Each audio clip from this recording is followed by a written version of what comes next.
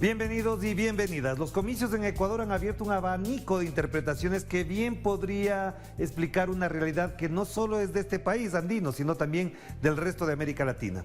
Me refiero concretamente que el gran derrotado es el neoliberalismo, porque la mayoría de los votos no son precisamente de quienes apoyan esa corriente política, ideológica y económica.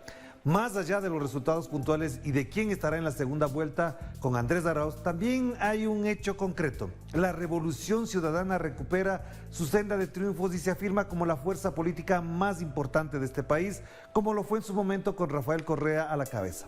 De estos temas queremos conversar con el politólogo de reconocida trayectoria, Juan Carlos Monedero. Bienvenido, Juan Carlos. Encantado. Qué gusto tenerte aquí por fin en este estudio y conversar directamente. Bueno, en el contexto de América Latina, ¿cómo percibes el resultado electoral en Ecuador? Más allá de las cifras puntuales, lo que ocurre en ese contexto, ¿qué lectura le damos? Fíjate, Orlando, tenemos las brújulas un poco desimantadas, ¿no? Y como solemos decir, cuando teníamos las respuestas nos cambiaron las preguntas. Y hay cierta confusión acerca de qué ocurre. Hubo gente que, como yo vengo diciendo, votó a sus verdugos. Pero se han dado cuenta muy pronto cómo ha sido la gestión en Argentina de Macri, qué está pasando en Brasil con Bolsonaro, qué ha pasado aquí, ¿no? En Ecuador con la gestión de Lenín Moreno, Piñera en Chile. En general, creo que el modelo neoliberal está herido de muerte, pero cuidado, eso no significa que esté muerto, ¿no? Sobre todo porque sigue reposando como una forma de sentido común. No resiste un diálogo, no resiste una conversación. Imagínate ahora con la pandemia que te sientes con esos locos que dicen inmunidad de rebaño, que la gente se contamine y así lo solventamos, no hace falta comprar vacunas, no hace falta sanidad pública, y enfrente a alguien que diga, no, cuidado, que se mueren los pobres, que se mueren las mayorías, que la gente no puede confinarse sin más. Que se mueran los viejos, además. Se mueran los viejos, esto es una solución colectiva. Si ese debate se da, obviamente el modelo neoliberal, que es una suerte de sálvese quien pueda, el que gane que se lo lleve todo, yo, todo, ahora, ese debate está siendo derrotado. Incluso aquí en Ecuador hemos visto que los candidatos del neoliberalismo no pueden defender el neoliberalismo. Y eso tiene la contraparte terrible de que, como tienen que mentir, están convirtiendo a los medios de comunicación en los grandes rehenes de estas democracias cada vez más vaciadas. Pero te digo una cosa que a propósito de lo que mencionas y también lo hemos conversado con otras personas, también la derecha no resiste a la democracia. La democracia no les gusta, el juego democrático abierto, igualitario, equitativo, equilibrado, no le gusta a la derecha. Orlando, hablemos claro. La derecha siempre juega con las cartas marcadas, siempre. Hablamos del liberalismo, pero hasta finales del siglo XIX los liberales no aceptaron el sufragio universal. Y hasta el siglo XX no aceptaron que votaran las mujeres. No nos engañemos al respecto. Siempre han jugado con las cartas marcadas porque juegan a la democracia si sus privilegios no se resienten. Y cuando los privilegios se resienten, dejan de jugar a la democracia. En España ahora mismo están desconociendo el gobierno de coalición del Partido Socialista y de Unidas Podemos porque diseñaron un sistema electoral para que ellos siempre ganasen, o cuando menos ganase el bipartidismo. Y cuando a partir del 15M, del movimiento de los indignados, se va a generar una impugnación del bipartidismo de la cual va a salir Podemos, dicen, aquí no jugamos, y están queriendo desconocer el resultado. En Estados Unidos hemos visto a los republicanos entrar en el Capitolio con el loquito ese, con el gorro de trampero y los cuernitos. Aquí, desgraciadamente, hemos visto también cómo hay intentos que no tienen nada que ver con la democracia para invalidar una candidatura que responde a la superación de este modelo neoliberal. Entonces, es en todos los lugares, y cuidado, hay algo que a mí me preocupa profundamente. Tengo la sensación de que en todos los lugares del mundo la democracia se está vaciando. En España, hace un par de semanas, el vicepresidente Iglesias planteó que los grandes medios de comunicación son el brazo armado de las grandes empresas y de los fondos de inversión capaces de doblar el brazo, y lo ha dicho el vicepresidente de la cuarta economía del euro, son capaces de doblarle el brazo a los ministros del gobierno. Pero por eso mismo te planteo la pregunta alrededor de la democracia, porque buena parte de este brazo armado que tú mencionas en el Ecuador, en Bolivia, en Perú, en Argentina y en Brasil han sido los medios de comunicación jugando un juego, valga la redundancia, que es muy perverso. colocan verdades, un sentido de un relato político y una narrativa mediática que conforme vamos deshojando sus matrices fundamentales, tiene sobre todo una condición perversa. No creen en que el pueblo puede gobernar. No, lo ponen en cuestión. Dudan, porque son muy elitistas. Es decir, ellos... cuando yo recuerdo hace unos años un libro sobre la transición española, donde un hombre del franquismo, a la muerte de Franco, decía: ustedes no están preparados para traer la democracia, que de eso nos hemos ocupado nosotros durante 40 años, ¿no? Es decir, que hay un intento también de tener al pueblo entretenido. Por ejemplo, están intentando a la gente más joven capturarla en el mero entretenimiento. Las redes sociales no son un espacio para una reflexión profunda, para un debate donde quien más sabe realmente puede aportar a los demás, sino que se está intentando horizontalizar la ignorancia. Y toda la posibilidad de las redes sociales, que tienen posibilidades enormes democratizadoras, están siendo mal utilizadas también por el poder para convertirlas en algo donde los jóvenes estén entretenidos con youtubers, con influencers, con juegos de mesa, y que no tengan tiempo para leer libros, que es lo que realmente te cambia la vida, ¿no?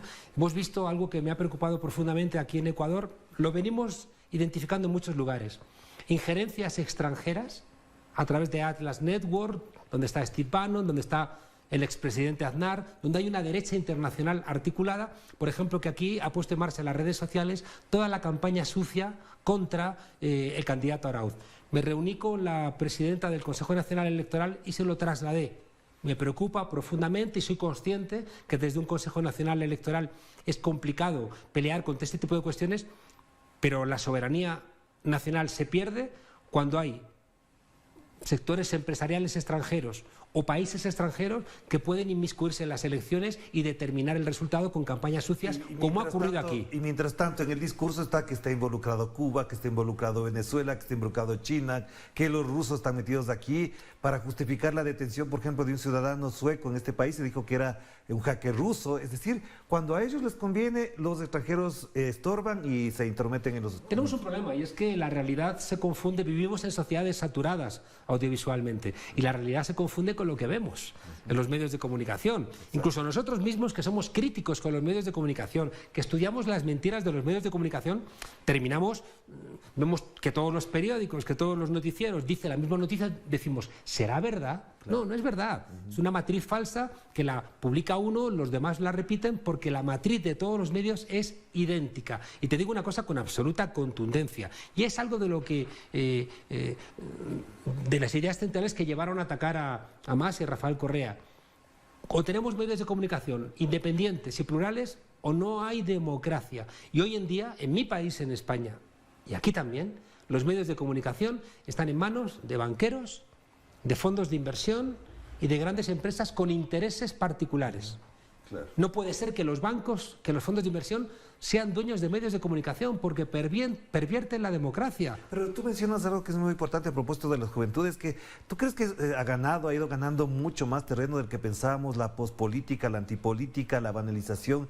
Y si eso está así, ¿cómo se está expresando entonces, por ejemplo, en procesos electorales concretos? Porque, por ejemplo, lo vivido en Chile nos da cuenta de que algo ya no cuadra ahí. Claro. Hay una tensión, estamos en una encrucijada, y en las encrucijadas hay una correlación de fuerzas. Y entonces, en las encrucijadas lo importante es hacer un buen diagnóstico para que no te vayas por un lado equivocado. En España se ha abierto un debate muy profundo porque parte, no todos, pero una parte de los influencers más relevantes, youtubers que tienen mucha ascendencia sobre gente de 14, 15, 18 años, han decidido trasladar su domicilio fiscal a Andorra, que es un paraíso fiscal para no pagar impuestos. Y se ha abierto un debate, y ellos han planteado: yo no quiero pagar tantos impuestos. En un momento en donde España está muy golpeada por la pandemia y donde necesitamos dinero para comprar vacunas, para comprar respiradores, para pagar los 2.500 euros que cuesta un tratamiento diario de una UCI para un paciente. Entonces, yo estoy convencido de que esos influencers, ¿no?, que han mantenido a esa juventud entretenida, de repente ahora se han confrontado con gente joven que dice: a ver, que mi abuelo, que se va a morir porque no tiene un respirador o no tiene una cama de unidad de cuidados intensivos porque tú decides no pagar impuestos. Te decía lo de antes, Orlando, y es una de las reflexiones más importantes que a mí me han convocado en los últimos meses desde que nos confinamos.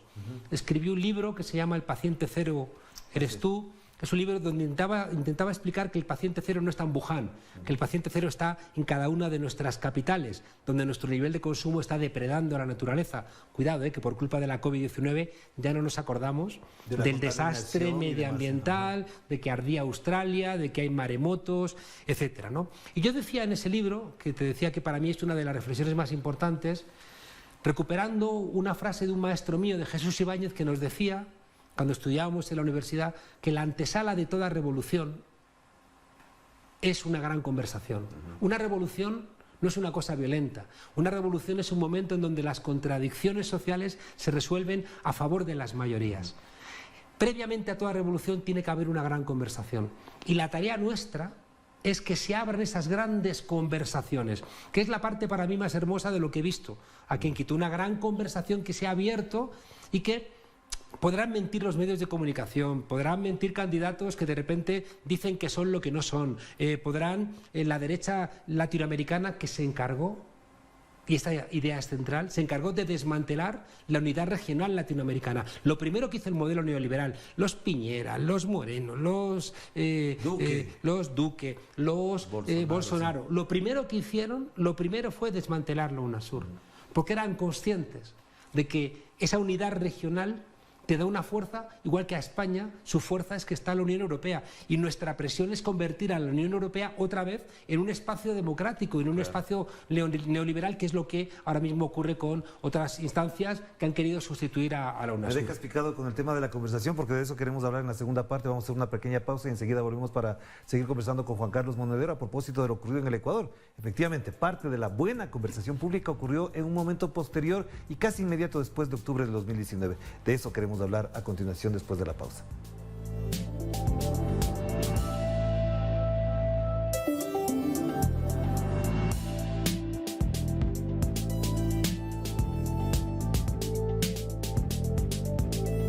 Sigue minuto a minuto nuestra programación, ahora disponible también en audio a través de nuestra página web. Podrás mantenerte al día sobre los acontecimientos y noticias que suceden alrededor del mundo con un enfoque latinoamericano y confiable. Telesur, la señal informativa de América Latina y el Caribe.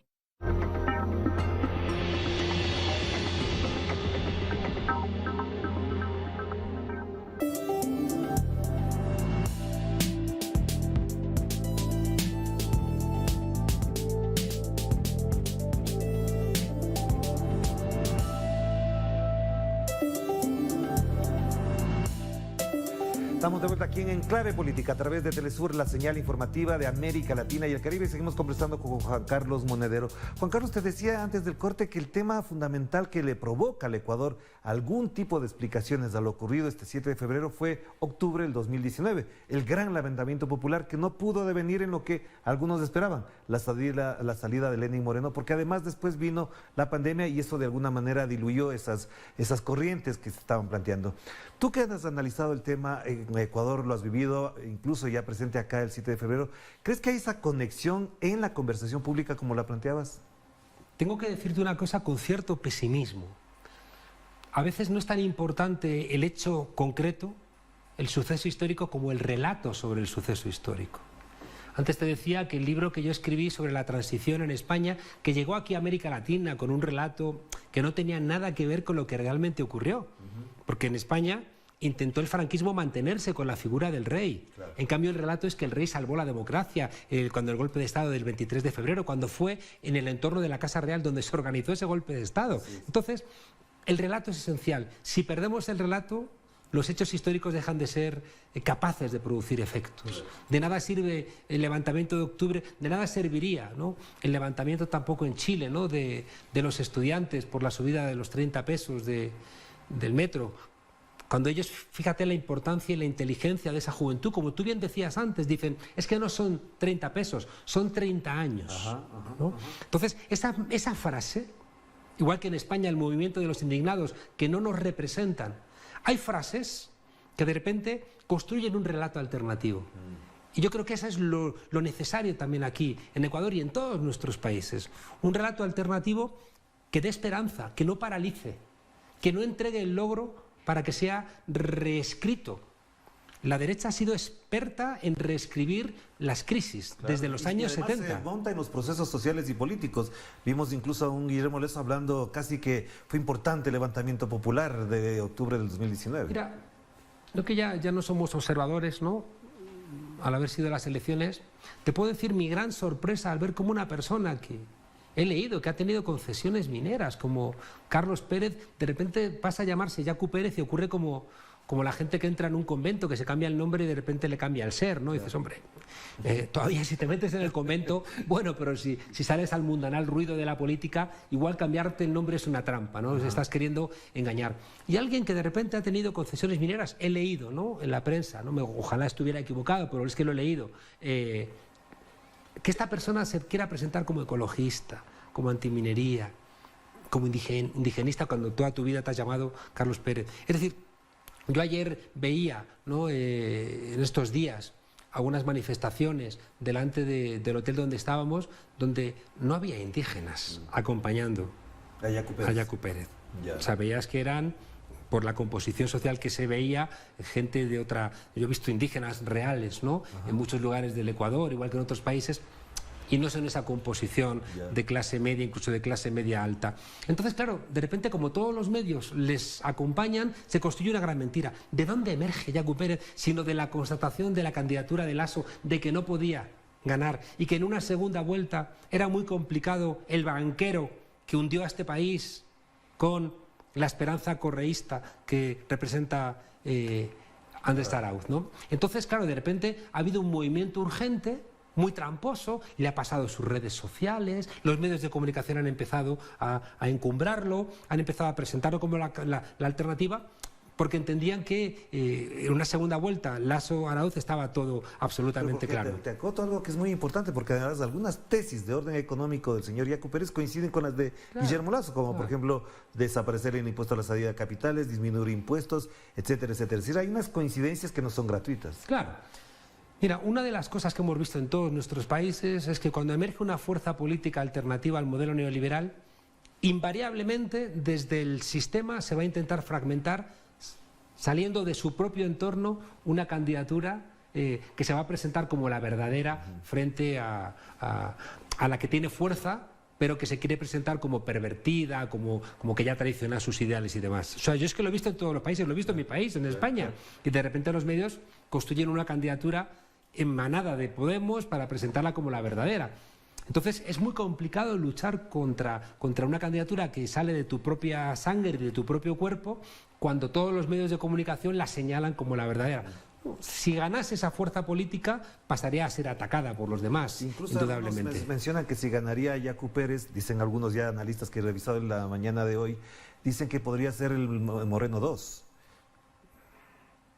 Es que dime de dónde vienes y te diré quién eres, ¿no? Es decir, es que la gente no cambia de repente, de la noche a la mañana. Uno viene con una trayectoria, y es verdad que vivimos en tiempos donde igual que se construyen hits musicales, ¿no? O tendencias en redes sociales. Claro, tú construyes en un laboratorio y dices, vamos a armar esto. Y cada vez es más evidente. Las redes sociales, es que Julián Macías lo ha estado estudiando estos días. Además, es un compañero que trabaja con nosotros en la fundación que yo dirijo, la Fundación de Podemos, ¿no? El Instituto 25M. Entonces, casi con un protocolo para armarlo, pero igual te montan también un grupo de música, o te montan las películas. Hay películas que es claro, ¿no?, cuál es el funcionamiento para que tengan éxito. Entonces, pero no dejan de ser trampas. El problema que tenemos, donde nos la jugamos, es si no están domesticando nuestro gusto. La gran discusión que tenemos ahora es en qué medida la gente cree que va a una tienda, se compra una franela y le cambia su yo, le cambia su subjetividad.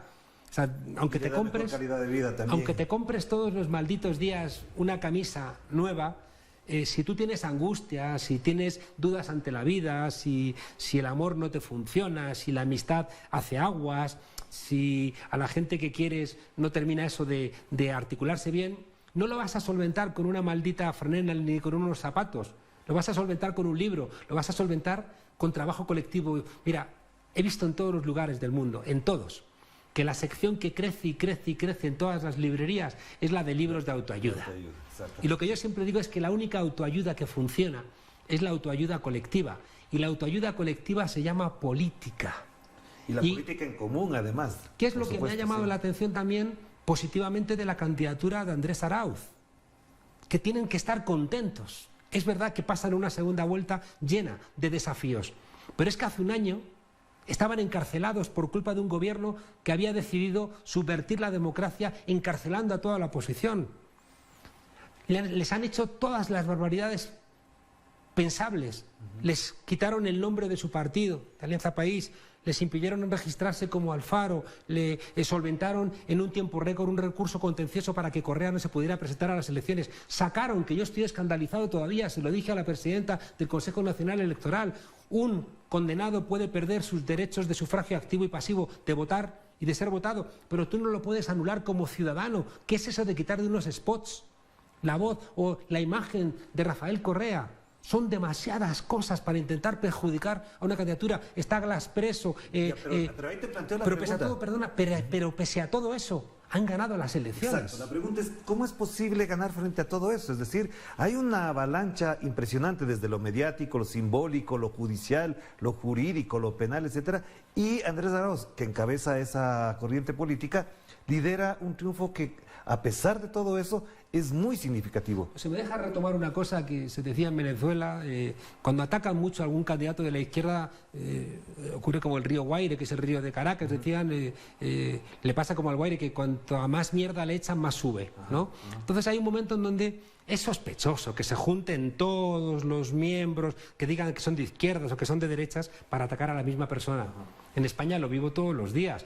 Podemos está en minoría en el gobierno de España. En cambio, los ataques no son a Pedro Sánchez y al Partido Socialista. Los ataques siempre, invariablemente, son a Podemos. El poder sabe quién le hace daño, lo tiene claro. Y el pueblo, pues poco a poco también lo va sabiendo. Es difícil. Y por eso, donde nos la jugamos es en esa gran conversación. Porque si no abrimos esa gran conversación social, la conversación va a ser la de las redes sociales, la de los medios de comunicación, la de Netflix.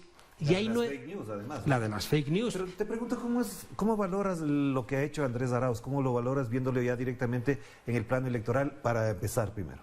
Tanto Arauz como Rabascal, yo creo que lo que han hecho es heroico. Porque es que durante el último año hemos estado desde la comunidad internacional insistiendo en que funcionase el Estado de Derecho en Ecuador, porque no estaba funcionando el Estado de Derecho y estaban persiguiendo, como si esto fuera una dictadura, a los miembros de la oposición. Y entonces ya no solamente la persecución mediática, ¿no?, que ya está, que es de acoso, ¿no?, que es que son faltas al honor. Es decir, buena parte de lo que yo he visto que aquí se ha hecho en los medios de comunicación contra el correísmo, en España es un delito, claro, ¿no?, contra el honor y contra... Son delitos de odio en la práctica. Claro, por supuesto que son delitos de odio por opciones ideológicas, ¿no? Pero hemos visto también al Estado de Derecho forzándose a sí mismo para intentar matar al correísmo, y no lo han conseguido. ¿No? Entonces, yo creo que en su lugar yo estaría profundamente contento. Claro que estaría mucho más contento si hubieran ganado las elecciones en una primera vuelta. Claro. Pero cuidado que hay cosas que no son posibles, cosas que son muy difíciles de poner en marcha, porque, como decía Don Quijote, que era un sabio, es que no eran molinos, es que eran gigantes, porque sabes que cuando se escribe el Quijote, los molinos habían sido comprados por los banqueros y habían subido mucho los aranceles para moler trigo, de manera que los molinos se habían convertido casi como en los fondos buitre de la actualidad, y cuando Don Quijote carga contra ese molino, está cargando contra un fondo buitre de la época. Es muy difícil pelear contra estos poderosos, que tienen todo. Nosotros, Orlando, ganamos los gobiernos, no ganamos el poder. El poder lo tienen ellos, ¿no? Entonces, ¿cuál es el mayor desafío desde el punto de vista político y estratégico de Andrés Arauz, ya él como un líder dentro de este conjunto de adversidades que tiene?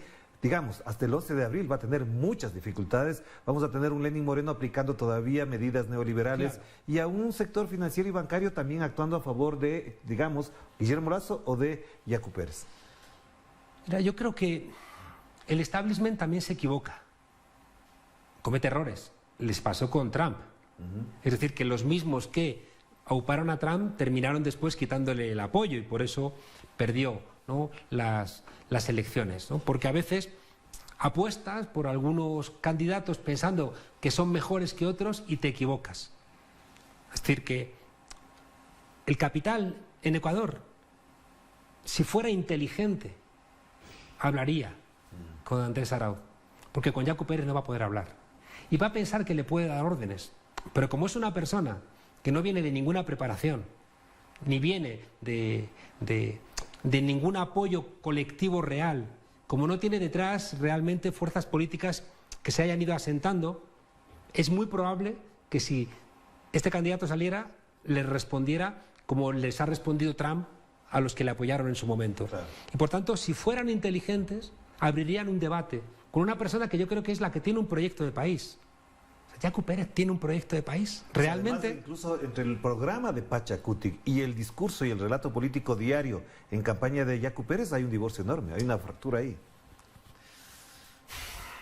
De donde no hay, no se puede sacar, que decía mi abuela, ¿no? Entonces, tú construyes candidatos falsos, ocurre, mira, yo con Yacu Pérez creo que va a ocurrir como con esos grupos musicales que se inventaban en un laboratorio pero luego hacían playback, ¿no? Que actuaban pero realmente ellos no cantaban, ¿no? Entonces tengo la sensación de que puede ocurrir algo similar. Pero cuidado, porque este tipo de personajes después, como le ocurre a Bukele en El Salvador, son personajes que te pueden salir por cualquier lado, ¿no? Porque no tienen detrás ninguna estructura ni económica, ni política, ni social. Te pueden salir por cualquier lado. También hay unas agencias de desarrollo, hay unos organismos bien financiados también. Claro, pero sin duda, sin duda. Pero ellos creen que van a controlarle. Ellos son los que están haciendo que esta persona pueda ganar las elecciones, ¿no? O van a intentarlo, ¿no? Pero que después le respondan, cuidado. Es otra cosa. Sí. Es otra cosa. Y por tanto yo creo que quien ahora mismo representa una posibilidad de un Ecuador otra vez presente en la agenda internacional es lo que representa una persona que ha estudiado economía, que ha trabajado en el Banco Central, que se ha formado en Estados Unidos, que conoce América Latina, como es Andrés Arauz. Yo creo que tenemos que ser serios al respecto, ¿no? Pero te preguntaba, ¿cuál es el desafío puntual? Estamos por terminar. ¿Cuál sería el desafío puntual de Andrés Arauz, digamos, en un lapso de meses, de 2, 3 meses, que evidentemente generan incluso ya una atención muy focalizada en él? Abrir una gran conversación con algo que sea algo así como Andrés Arauz, un proyecto real para el Ecuador. Quien ahora mismo puede colocar otra vez a Ecuador en la esfera internacional. Y yo como español te digo que durante la etapa de Correa, Ecuador volvió a tener una presencia llena de dignidad en España y en Europa, con el proyecto Yasuní, con la defensa de la biodiversidad, con el cierre de las bases norteamericanas cuando estaban... Claro, cuando estaban formando parte de guerras ilegítimas, el asilo a Assange, un país como Ecuador, siendo el abanderado de la libertad de expresión. Ese Ecuador que asombró al mundo, que lo puede representar ahora, es Andrés Arauz.